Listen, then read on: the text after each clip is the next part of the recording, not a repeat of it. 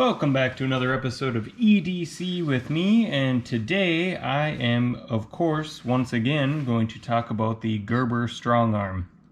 This might be the most reviewed knife on my channel at this point. The Gonzo could be as well. The FH13, when I first started out, I was pretty impressed with that little guy. But the reason why I wanted to talk about the Gerber, it's not actually really a discussion about the knife itself, but more of a discussion of the sheath. I was super excited to get this knife because it had essentially 3, maybe 4 different mods you could do out of the box with the sheath for different carries. But what I ended up finding was none of them worked that well. The one that I liked the best was similar to this. It was just a single belt loop.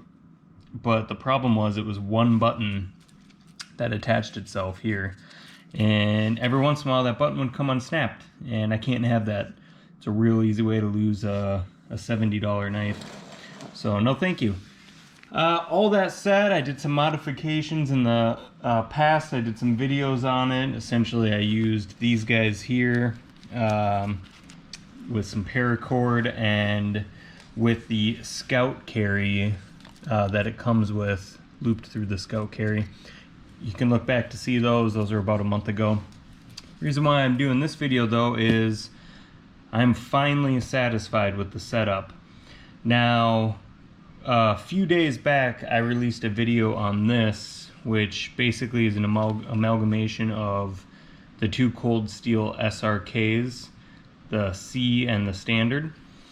And what had happened was I no longer needed this setup on the smaller compact, so it freed this piece of material up from cold steel, and happens to be, it lines up real nice with the Gerber StrongArm sheath. So you can see back here it's a little bit smaller than the full-size one, but it fits on the Gerber perfectly. The Gerber StrongArm and the compact are pretty similar in size. If you haven't already figured out, very similar size, extremely similar. The SRK-C though is quite a bit thinner metal stock compared to the Gerber, so I would give overall strength to the Gerber here. But yeah, I wanted to do this update video. Thanks to the C cold steel, I'm able to use their belt loop. It works so much better. I will sheathe the knife here. Again, this sheath, you can sheathe it either way. It's kind of a dagger style, which is excellent for right or left-handed. Not only is the retention good enough for this to be on its own, but it just so happened, it's tight, but it is there, it snaps. So now not only do I have a better belt loop, still have that great retention that comes with the Gerber sheath, but I've got that stay as well, the snap stay, that was normally for this much smaller handle actually, so I'm kind of quite surprised. The other things I've done here, I've added paracord for the sake of survival. Again, extra on the end here. I don't love having a tail on here, but I like the amount of cordage I have. I've got a fire steel in the base, kind of looks like a hammerhead shark. It doesn't bother me yet.